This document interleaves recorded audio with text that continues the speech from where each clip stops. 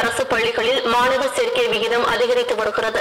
சென்னை தியாகராய நகர் தங்காபுரம் நடுநிலைப் பள்ளியில் 10 மாணவர்களை மட்டுமே 2018ஆம் ஆண்டு முதல் 2020 ஆண்டு வரை பயின்று வந்தனர். இதன் பின்னர் கொரோனா காலத்தில் அந்த பள்ளி மூடப்படுமா, மீண்டும் இயங்குமா என்ற சந்தேகம் இருந்தது. இத்தகைய நெருக்கடியான சூழ்நிலையில் அந்த பள்ளியின் ஆசிரியர்கள் வீதி வீதியாக சென்று துண்டு பிரசுரங்களை வழங்கி மாணவர் சேர்க்கையை அதிகரிக்கும் முயற்சியில் அயராது பாடுபட்டனர்.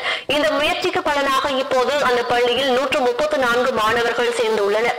இதையடுத்து பள்ளியின் வகுப்பறைகளும் காண்போர் கண்கொள்ளிங்க வைக்கும் வகையில் வண்ணமயமான ஓவியங்களால் அழகுபடுத்தப்பட்டுள்ளன.